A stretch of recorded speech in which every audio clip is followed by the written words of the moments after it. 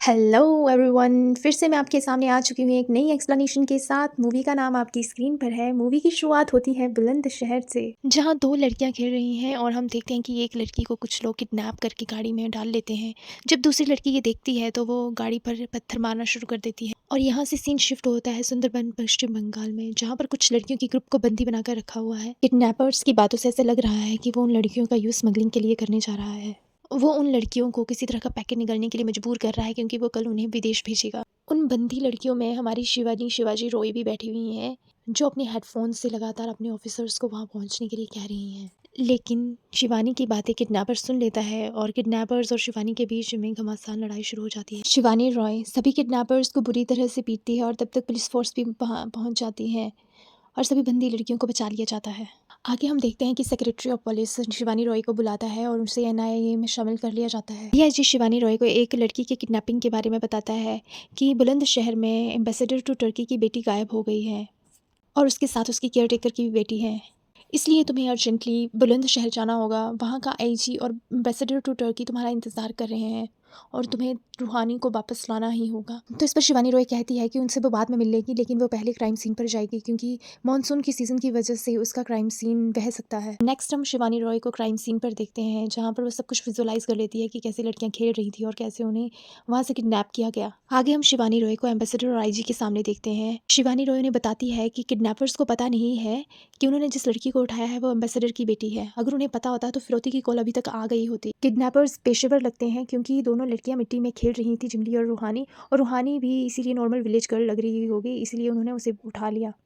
अब एम्बेसडर के पूछने पर कि ये उनके लिए अच्छा है या बुरा, तो शिवानी रॉय बताती है कि ये उनके लिए बुरा है क्योंकि वो लड़कियों को कहीं पर भी सेल कर सकते हैं, जैसे organ harvesters, human traffickers, beggar mafia etcetera. और अगर उन्हें पता चल गया कि रूहानी एम्बेसडर की बेटी है तो वो उसे मार भी सकते हैं। तो आईजी अब शिवानी से पूछता है तो रूहानी को अब कैसे वापस लाया जाए। तो शिवानी रॉय कहती है कि ये किडनैपर्स अपना प्रॉफिट और लॉस अच्छे से समझते हैं, क्यों ना उन्हें ये बताया जाए कि रूहानी को सेफ रखने पर उनका कितना ज़्यादा प्रॉफिट है। शिवानी रॉय रूहानी के माता पिता से वादा करती है कि उन किडनैपर से हम आज रात तक कॉल ज़रूर करवाएंगे फिरौती के लिए।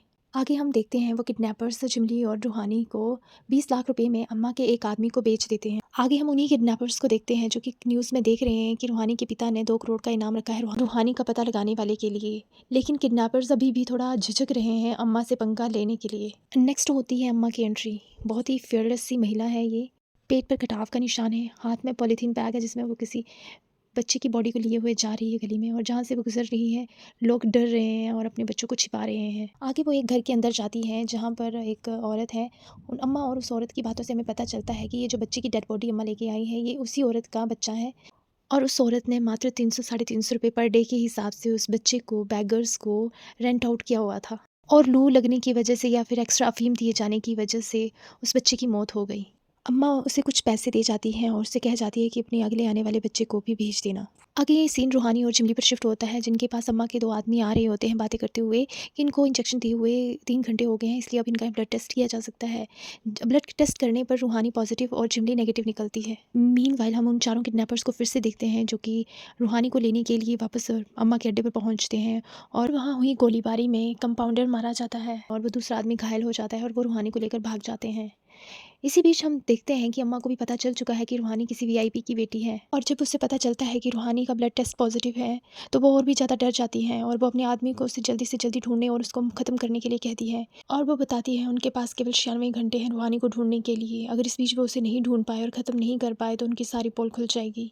जिमली को वो किडनैपर्स वहीं छोड़ गए थे और उसका ब्लड टेस्ट नेगेटिव था, इसलिए अम्मा उसे उसके पास लाने के लिए कहती है। दूसरी ओर बुलंदशहर में हम देखते हैं कि शिवानी रॉय और रूहानी के पेरेंट्स किडनैपर्स की कॉल का वेट कर रहे होते हैं, और वो कॉल करते भी हैं, और वो एम्बेसडर को म्यूर बिहार मेट्रो स्टेशन 2 करोड़ रुपए के साथ अकेले आने के लिए कहते हैं, लेकिन एम्बेसडर किडनैपर से कहता है कि वो पैसे देने से पहले अपनी बेटी से बात करना चाहता है, और वो फ़ोन कट कर देते हैं। इतनी देर तक पुलिस ने भी ट्रेस कर लिया होता है कि ये कॉल दिल्ली के किसी पब्लिक बूथ से की गई है। आगे शिवानी रॉय अज्यूम करती है कि किडनैपर्स अब किसी का फ़ोन चुराकर रूहानी की बात उसके पेरेंट्स से करवाएंगे, और वो ऐसा ही करते हैं। लेकिन जब तक पुलिस उस जगह तक पहुंचती है वो लड़की को लेकर वहां से भाग चुके होते हैं। Next day as decided ambassador पैसे लेकर स्टेशन पहुंच जाता है, और शिवानी रॉय और उसके कॉप्स भी उसके आस पास रहते हैं। एम्बेसडर को किडनैपर्स कॉल करते हैं कि वो पैसे छोड़ के वहां से चला जाए और उसकी बेटी उसे स्टेशन के बाहर मिल जाएगी, लेकिन वो किडनैपर्स को कहता है कि वो अपनी बेटी को देखे बिना पैसे नहीं छोड़ेगा।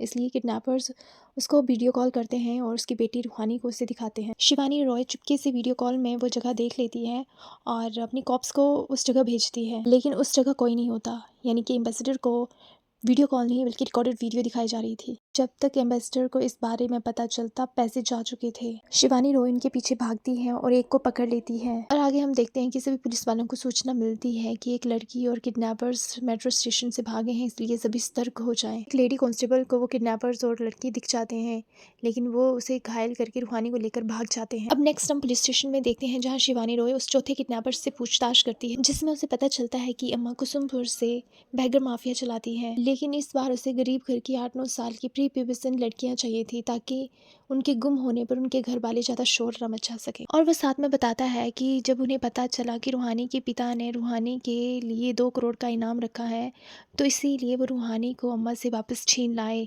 लेकिन जिमली उनके पास नहीं है और इन लड़कियों का अम्मा क्या करती हैं उसे नहीं पता।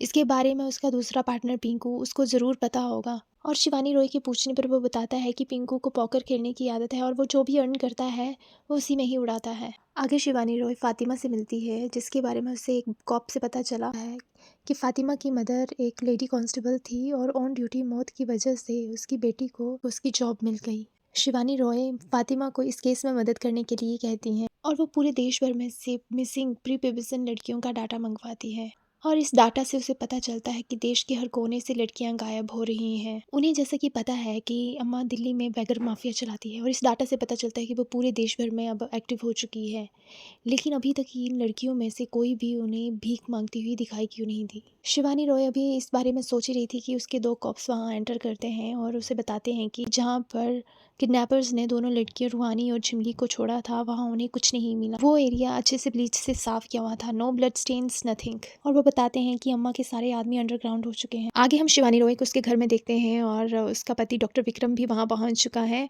और शिवानी रॉय को कॉल आती है जिससे उसे पता चलता है कि अम्मा के 2 शूटर्स बिलाल और मुन्ना ढाबे के पास देखे गए हैं। शिवानी रॉय वहाँ पहुँचती है और उन पर नजर रखती है। वो और उसके कॉप्स उनका पीछा करते हैं और त्रेता ट्रस्ट तक पहुंच जाते हैं। और जब शिवानी रॉय को पता चलता है कि वो किसी को यहाँ शूट करने के लिए आए हैं, तो इससे पहले कि वो कुछ करते शिवानी रॉय उन दोनों को शूट कर देती है। आगे शिवानी रॉय को पता चलता है कि वो शूटर्स किसी और को नहीं बल्कि त्रेता ट्रस्ट के फाउंडर रामानुजन को मारने के लिए आए हुए थे।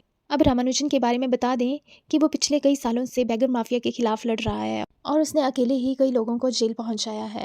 रामानुजन न्यूयॉर्क में स्टॉक ब्रोकर था, लेकिन फिर वो वहाँ पर सब कुछ छोड़ छाड़ के यहाँ आकर उसने खुद का ट्रस्ट खोल लिया, जिसका काम बैगर माफिया विक्टिम्स को रिहेबिलिटेट करना है। जब शिवानी रॉय रामानुजन से मिलती है तो वो बताता है कि उसका एक हाथ बैगर माफिया ने बचपन में काट दिया था।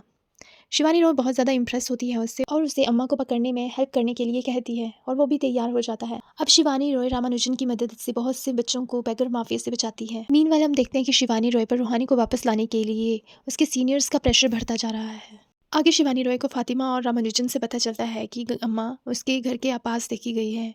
जब शिवानी रॉय अपने घर पहुँचती है तो उसे अम्मा घर के अंदर बैठी हुई मिलती है। उन दोनों के बीच में काफ़ी बातचीत होती है। उसमें अम्मा ये भी बात कहती है कि वो 13 साल की थी जब उसे घर से खींच के लेके जाया गया था और उसे सड़क पर खड़ा कर दिया गया था। और जब वो लोग उसकी किडनी निकालने के लिए लेकर जा रहे थे तो दरोगा ने 5,000 रुपये लेकर उन लोगों को जाने दिया था। शिवानी रॉय उसे वहीं मार देती, लेकिन वो कहती है कि चिमली उसी के पास है, इसीलिए वो रुक जाती है। और अम्मा शिवानी रॉय को और ज़्यादा धमकाती हैं और उसके पति विक्रम का फ़ोन उसके आगे फेंकती हैं। जब शिवानी रॉय अपने पति का फ़ोन देखकर कमरे के अंदर भागती है जहाँ पर उसका पति बेसुध पड़ा हुआ है और वो उसे लेकर हॉस्पिटल जाती है, जहाँ उसे इमरजेंसी रूम में लेकर जाया जाता है। हॉस्पिटल में शिवानी को कॉल आती है और उसे पता चलता है कि किडनैपर्स पहाड़गंज में देखे गए हैं, इसलिए वो अपनी पुलिस फोर्स को फ़ोन करती है और वहाँ पहुँच जाती है। उनके साथ फातिमा और रामानुजन भी होते हैं। हो रही गोलीबारी में फातिमा घायल हो जाती है और वो रामानुजन को 303 रूम नंबर जाकर रूहानी को बचाने के लिए कहती है। रामानुजन जब कमरे में पहुँचता है तो वहाँ केवल एक ही किडनैपर होता है और रामानुजन उसे मार डालता है और रूहानी उसके पास आती है। और अब आता है टर्निंग पॉइंट। रामानुजन रूहानी को भी मार डालता है और जब तक शिवानी रॉय कमरे में पहुंचती है तब तक रूहानी मर चुकी होती है और रामानुजन ऐसा प्रिटेंड करता है जैसे किडनैपर्स ने उसे मारा हो। शिवानी रॉय इस हादसे से बहुत ज़्यादा दुखी होती है क्योंकि वो रूहानी को बचा नहीं पाई। आगे हम रामानुजन को अम्मा के साथ देखते हैं और हम देखते हैं कि रामानुजन ने अम्मा के साथ ही मिलकर ये सारा प्लान बनाया था और वो शूटर्स भी उन्होंने खुद ही हायर किए थे ताकि वो शिवानी रॉय की इन्वेस्टिगेशन का हिस्सा बन सकें और रूहानी को ख़त्म कर सकें, क्योंकि वो पॉजिटिव थी और अगर वो उनसे पहले शिवानी रॉय के हाथ लग जाती तो उनकी सारी पोल खुल जाती। शिवानी रॉय झिमली को ढूंढने के लिए अपनी इन्वेस्टिगेशन जारी रखती है और अपनी पुलिस फोर्स को गाइड करती है, लेकिन डीआईजी शिवानी रॉय को इन्वेस्टिगेशन रोकने को कहते हैं क्योंकि उनका काम केवल रूहानी को वापस लाना था और अब वो तो रही नहीं, इसीलिए वो केस बंद करने को कहकर उसको सारी डिटेल्स लोकल पुलिस को सौंपने को कह देते हैं। अब शिवानी रॉय अपने पति से मिलने के लिए हॉस्पिटल जाती है।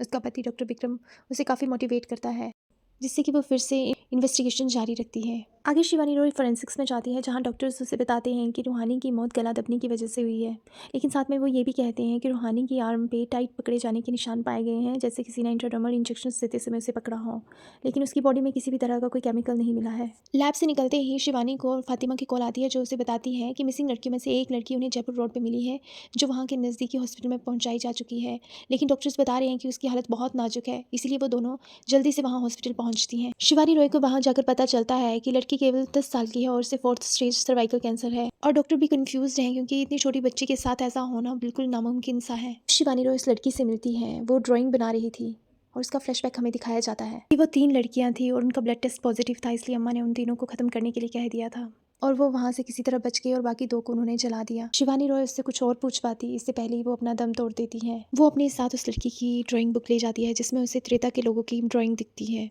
अब उसे रामानुजन का ध्यान आता है और वो वापस दिल्ली ना आकर जयपुर के त्रेता ट्रस्ट में जाती हैं, जहाँ पर उन्हें त्रेता बिल्डिंग में शमशान दिखता है। उन्हें लगता है कि शायद वो लड़की यहीं से भागी होगी, इसीलिए अब वो रामानुजन और उसकी ट्रस्ट को डीपली रिसर्च करते हैं और उन्हें रामानुजन के स्कूल के एप्लीकेशन फॉर्म में उसके गार्डियन का नाम मोहम्मद असलम मिलता है। शिवानी रॉय अब असलम को ढूंढकर उससे पूछताछ करती है और वो बताता है रामानुजन का पूरा इतिहास। वो बताता है कि रामानुजन को उन्होंने 20 साल पहले उठवाया था और आँख और हाथ में से उसने हाथ कटवाना चुना। जब अम्मा ने उससे पूछा कि उसने ऐसा क्यों किया, तो वो बताता है कि बिन हाथ के वो यहाँ से भाग सकता है, लेकिन बिन आँख के नहीं भाग सकता और वो भीख भी नहीं मांगेगा। अगले दिन जब वो उन सभी बच्चों को भीख मांगने के लिए भेजते हैं, तो शाम को रामानुजन काफ़ी ज़्यादा पैसे लेकर वापस लौटता है। जब अम्मा उससे पूछती है कि उसने कैसे किया, तो उसने कहा कि उसने चोरी की, डाका डाला, झूठ बोला, लेकिन उसने भीख नहीं मांगी। अम्मा उससे बहुत ज़्यादा इंप्रेस होती है और उससे पूछती है कि वो क्या करना चाहता है, तो वो कहता है कि वो स्कूल जाना चाहता है, तो अम्मा ने उसे स्कूल भेजा। और अब शिवानी रॉय भी समझ चुकी थी कि रूहानी को रामानुजन नहीं मारा था। और असलम बताता है कि जब रामानुजन अमेरिका से वापस आया था तो अम्मा ने उसे काम से निकाल दिया था और रामानुजन ने उसका एक हाथ भी काट दिया। रामानुजन की कमजोरी अम्मा है और अम्मा की कमजोरी रामानुजन है और उन्हें किसी चीज़ की परवाह नहीं है। अब क्योंकि असलम रामानुजन और अम्मा के कनेक्शन का इकलौता गवाह था, इसीलिए शिवानी रॉय उसे लॉकअप में डाल देती है। अब वो रामानुजन को पकड़ने के लिए ट्रैप बनाती है और उसे फ़ोन करके कहती है कि उन्हें कुछ लड़कियों की लीड मिली है और वो पता नहीं किस हालत में होंगे, इसीलिए तुम अपने सेंटर में उनके लिए बेड्स रेडी रखना। ये सुनकर रामानुजन अब अम्मा से मिलने के लिए जाता है और शिवानी रॉय और उसकी टीम भी उसके पीछे पीछे वहाँ पहुँच जाती है। उन दोनों को पकड़कर पुलिस स्टेशन ले आती है। असलम, जो कि फातिमा की निगरानी में लॉकअप में बंद था, जब उन दोनों को पुलिस स्टेशन में देखता है तो अपने हाथ की नस काट लेता है, जिससे कि उसकी मौत हो जाती है। अब शिवानी रॉय फातिमा पर बहुत ज़्यादा गुस्सा करती है क्योंकि असलम ही केवल रामानुजन और अम्मा के बीच कनेक्शन का इकलौता गवाह था। क्योंकि अब असलम मर चुका है, इसलिए रामानुजन इजीली बाहर निकल जाएगा और उन्हें झिमली के बारे में कुछ भी पता नहीं लग पाएगा। आगे जब डीआईजी को इस बारे में पता चलता है तो रामानुजन उसके सामने अपने आप को सही प्रूव कर देता है और डीआईजी शिवानी रॉय को सस्पेंड कर देता है। आगे हम देखते हैं कि रामानुजन के फ़ोन पर फातिमा की कॉल आती है और रामानुजन फातिमा को अम्मा को लॉकअप से बाहर निकालने की बात कहता है और बदले में उसे इज्जत, शोहरत, नाम, पैसा सब कुछ देने की बात करता है। दूसरे दिन हम न्यूज़ में देखते हैं कि अम्मा लॉकअप से फरार है और फातिमा भी गायब है और पुलिस उन दोनों को ढूंढ रही है।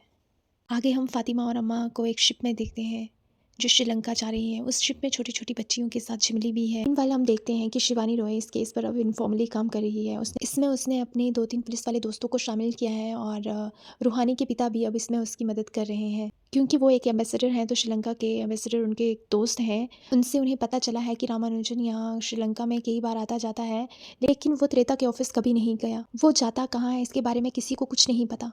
आगे हम फातिमा को देखते हैं जो कि अम्मा और रामानुजन के साथ एक रिसर्च लैब में जाती है, जहाँ पर बहुत ज़्यादा छोटी छोटी बच्चियों पर सर्वाइकल कैंसर का इलाज ढूंढने के लिए रिसर्च किया जा रहा है। रामानुजन फातिमा को बताता है कि जैसे ही उन्हें लड़कियां हाथ लगती हैं, वैसे ही उन्हें वो इन मैन मेड वायरस का इंजेक्शन देते हैं और 3 घंटे में ही ये अपना असर दिखाना शुरू कर देता है। और उसके बाद जब इनका ब्लड टेस्ट किया जाता है तो पॉजिटिव वाली लड़कियों में इन्फेक्शन फैल चुका होता है और नेगेटिव वाली लड़कियां इनके काम की होती हैं, क्योंकि वो वायरस से लड़ सकती हैं। पॉजिटिव लड़कियों में 96 घंटे में सर्वाइकल कैंसर के लक्षण दिखना शुरू हो जाते हैं और इसीलिए उनको ख़त्म करना ज़्यादा ज़रूरी है। और इसीलिए रूहानी को भी ख़त्म किया था क्योंकि वो भी पॉजिटिव थी। अम्मा और फातिमा जब लैब से वापस लौट रहे होते हैं तो उन पर कुछ लोग हमला कर देते हैं। अम्मा को बचाने के लिए फातिमा गाड़ी लेकर उन लोगों से बचते बचाते हुए भागती है। अम्मा रामानुजन को फ़ोन करती है लेकिन रामानुजन किसी फॉरेनर के साथ मीटिंग कर रहा था। दूसरी तरफ बैठा हुआ आदमी रामानुजन को कह रहा था कि हमें यकीन नहीं था कि एक स्टॉक ब्रोकर हमें एक टेस्ट सब्जेक्ट्स दे सकता है, लेकिन तुमने हमें रॉन्ग प्रूव कर दिया। तो इस पर रामानुजन कहता है कि सर्वाइकल कैंसर तो सिर्फ एक शुरुआत है, हम आपके लिए डायबिटीज़, कोरोना वायरस, एड्स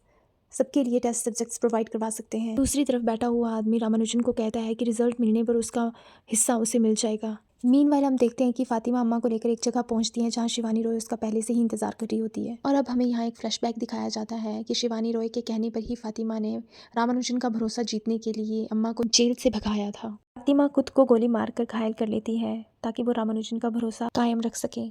आगे हम शिवानी रॉय को देखते हैं जो सीधे ही रामानुजन की लैब में पहुंच जाती है और रामानुजन के साथ अम्मा के बदले सभी बच्चियों को वापस करने की डील करती है। दूसरी तरफ अम्मा शिवानी रॉय के एक पुलिस ऑफिसर को निशाना बनाकर वहां से भागने की कोशिश करती हैं, लेकिन शिवानी रॉय उसे ख़त्म कर देती है। क्योंकि रामानुजन बच्चियों को लेकर आने वाला था, इसीलिए अम्मा को जिंदा दिखाने के लिए वो उसे मेकअप करके व्हील चेयर पर बिठा देते हैं। अब तक रामानुजन को फातिमा के बारे में भी पता चल चुका था, इसलिए उसने फातिमा को भी बहुत मारा था। अम्मा को व्हील चेयर के साथ रामानुजन के पास पहुँचाया जाता है, लेकिन जब रामानुजन को पता चलता है कि अम्मा मर चुकी हैं, तभी शिवानी रॉय अम्मा के साथ बंधे हुए बॉम्ब को ब्लास्ट कर देती है। ब्लास्ट में रामानुजन भी घायल हो जाता है और इसका फ़ायदा उठाकर शिवानी रॉय के ऑफिसर्स रामानुजन के आदमियों को मार गिराते हैं और अंत में शिवानी रॉय वही वायरस वाला इंजेक्शन रामानुजन को लगा देती है और उसे घसीटते हुए ले जाती है। आगे हम देखते हैं कि डीआईजी शिवानी रॉय से माफ़ी मांगते हैं। शिवानी रॉय भी कहती है कि वो वर्दी फिर से तभी पहनेगी जब दोबारा उसे किसी रूहानी को बचाने और झिमली को छोड़ देने के लिए नहीं कहा जाएगा। अब हम फिर से रामानुजन को देखते हैं जो हॉस्पिटल में एडमिटेड है और शिवानी रॉय उसके पास बैठी हुई है और उसे वो कहती है कि तुम्हारे पास अब कुछ ही घंटे हैं और झिमली अपने घर पहुंच चुकी है और अपने पिता के साथ बहुत खुश है। और हम देखते हैं कि देखते ही देखते रामानुजन की आंखें बंद हो जाती हैं और इसी के साथ होता है हमारी मूवी का फाइनली दी एंड। अगर आपको मेरी एक्सप्लेनेशन अच्छी लगी हो तो प्लीज़ लाइक शेयर सब्सक्राइब ज़रूर करें। Bye bye. नमस्कार।